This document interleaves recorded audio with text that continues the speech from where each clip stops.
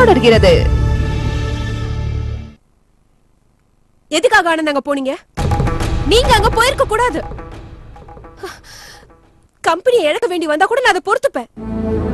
உங்களுக்கு ஏதாவது ஆச்சுன்னா அம்மாவுக்கும் சுஜாக்கும் யார் ஆனந்த் பதில் சொல்லுவா? பேசாதீங்க பேசாதீங்க. ஆபீஸ் விட்டு போகும்போதே நான் சொன்னேன், நீங்க கோவத்துல அங்க போய் சண்டை போடாதீங்கன்னு. ஆனந்த் அந்த தோபியாஸ் என்னென்னமோ செஞ்சு பார்த்தான், ஆனா நம்மள தோக்கடிக்க முடியல. அதான் இப்ப புது வழியில ட்ரை பண்ணிட்டு இருக்கோம். நீங்க எதுக்காக போய் தேவையில்லாம சண்டை போட்டு இப்படி அடி வாங்கி பாருங்க. கம்பெனியை விட என்ன விட எனக்கு நீங்க தான் முக்கியம். நல்லா இருக்கு.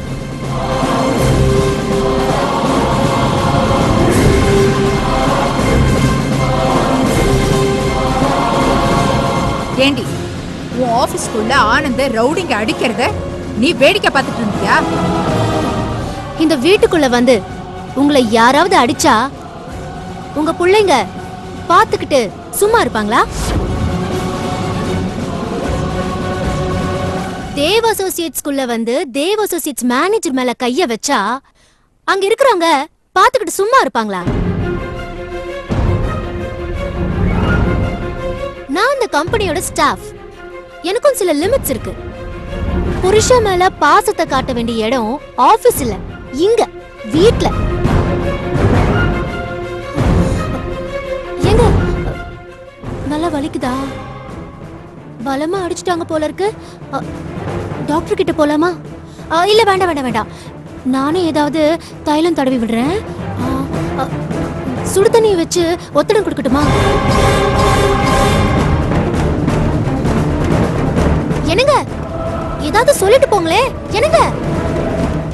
ஏய், உன் கூட வாழ முடியாதுன்னு அவர் கோர்ட்டுக்கு போனா உன் அம்மாங்கிற முறையில நான் எழுதி கொடுப்பேன்டி.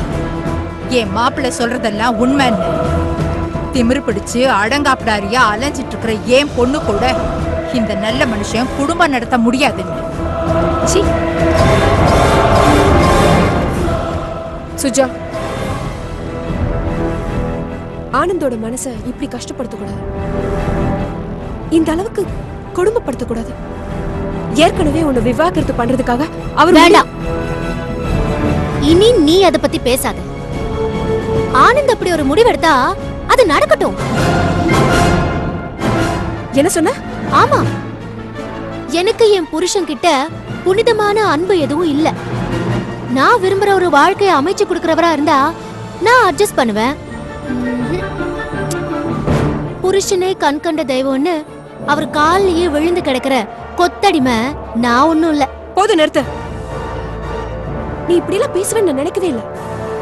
ஆனந்த் என்னைக்காவது உன்னை அடிமைப்படுத்திருக்காரா? நீ ஏன் இப்படி அவரை கேவலப்படுத்திட்டு இருக்க? எந்த பொண்டாட்டியாவது புருஷ அடி வாங்குறத பாத்துட்டு நிப்பாளா? பெத்த அம்மா, கெட்ட புருஷன், இவங்க எல்லாரையும் விட அந்த ராணி பின்னாடி சுத்திட்டு இருக்க. அப்படி என்னடி அவ உனக்கு பெருசா கொடுக்கறா?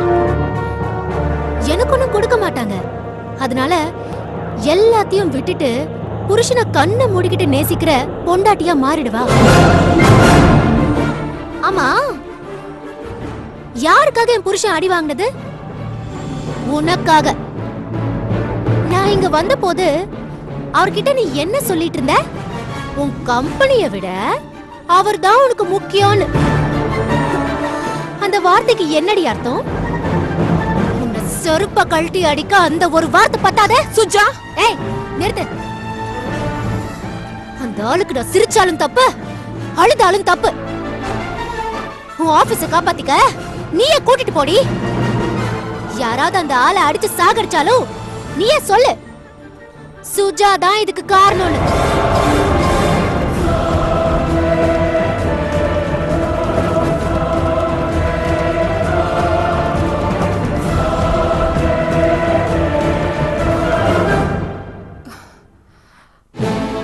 மகா, நான் வரேம்மா.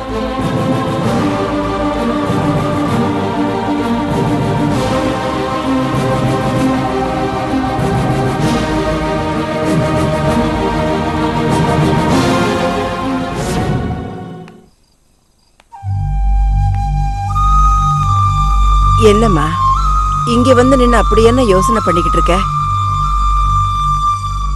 அந்த சுஜா சொன்ன ஒவ்வொரு வார்த்தையும் தாமா. அவ சொல்றதெல்லாம் யாராவது காதுல வாங்கிப்பாங்களா? நீ விடுமா. நான் விட்டுருவேம்மா. என்னைக்காவது ஒரு நாள் தானே, எனக்கு பரவாயில்ல. ஆனா அந்த ஆனந்த் பாவம்மா, எப்படித்தான் ஒவ்வொரு நாளும் அவ கூட வாழறாருன்னே புரியல.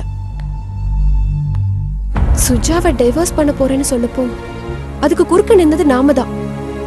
இப்போ ஏன் சுயநலத்துக்காக ஆனந்துக்கு துரோகம் பண்ணிட்டனோன்னு தோணுது. இல்லம்மா, உறவுகள் அறுத்துக்கிறதுக்கு ரொம்ப சுலபம். ஆனா சேர்த்து வைக்கிறது ரொம்ப கஷ்டம். எனக்கு என்னமோ அவங்க 2 பேரும் உறவும் தொடரும்னு தோணல. ராணிக்காக ஆனந்த் அடி வாங்கியிருந்தா அடிச்சவனை சாகடிக்கணும்னு சுஜா துடிச்சிருப்பா. எப்படிதான் சுஜாவை ராணி இந்த அளவுக்கு அடிமையாக்கி வச்சிருக்கானே புரியல. சுஜாவோட பலகீனம் தாம எல்லாத்துக்கும் காரணம். சரி, அதை விட நம்ம பிரச்சனை என்ன ஆச்சு? ஜோதி சார் தோபியாஸ் பேச்சுவார்த்தைனால எந்த பலனும் இல்ல.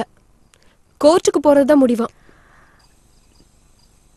நம்ம ஒரு வக்கீல வைக்க வேண்டி வருமா? இல்லம்மா, நம்ம கம்பெனிக்காக நானே வாதாட போறேன். அதுக்குதான் இந்தியன் அரசியல் சட்டத்துல இடம் இருக்கே. அதெல்லாம் சரிப்பட்டு வருமா? எல்லாரும் சேர்ந்து வாழ்க்கையில போராடுறது எப்படின்னு கத்து கொடுத்துட்டாங்க. இனி அந்த போராட்டத்துல வெற்றி பெறணும்னா கோர்ட்டுக்கு போகணும். கோர்ட்டுனா வாதாடணும்ல, அதையும் நான் கத்துக்கிறேம்மா.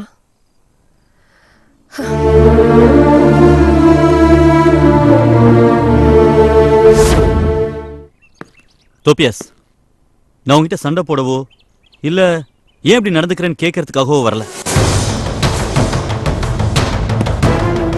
ஆரம்பத்துல எனக்கு கை இல்ல, என்ன வேலையை விட்டு தூக்கிடாதீங்கன்னு என் வீட்டுக்கு வந்து கெஞ்சினேன். நானும் சரின்னு சொன்னேன். அப்ப நீ சொன்னது ஞாபகம் இருக்கா? உங்க நல்ல மனசுக்கு நன்றி பிரகாஷ்னு சொன்னேன். நான் இன்னைக்கு அதே நல்ல மனசோட தான் கேட்கிறேன். மகாலட்சுமியுடைய டாக்குமெண்ட்ஸ் எல்லாம் ப்ளீஸ் திருப்பி கொடுத்துரு. இனிமே அவ ஆபீஸ் பக்கமே நீ போகக்கூடாது. அதுக்காக உனக்கு எவ்வளவு நஷ்டம் சொல்லு, உனக்கு எவ்வளவு பணம் வேணும் சொல்லு, அதை கொடுக்க நான் ரெடியா இருக்கேன். இதே நீ ஒரு பிசினஸ் டீலிங்காவே எடுத்துக்கோ. வேண்டாம் பிரகாஷ், நம்ம 2 பேருக்குள்ளேயும் பிசினஸ் பேசினா சரிப்பட்டு வராது. பெட்டர் நம்ம 2 கம்பெனியை பத்தி வேணா பேசுவோம்.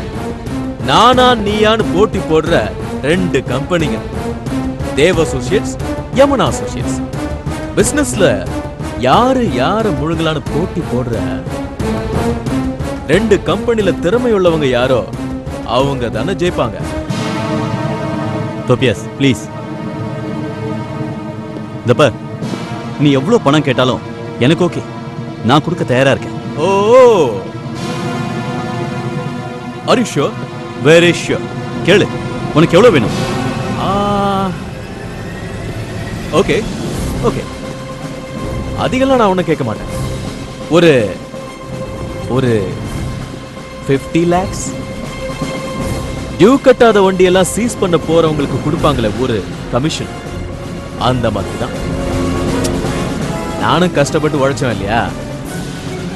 ஓகே, நீ கேட்கிற பணத்தை தரேன். செக்கா வேணுமா கேஷா வேணுமா? கேஷ். சரி, பணத்தை நாளைக்கே தரேன்.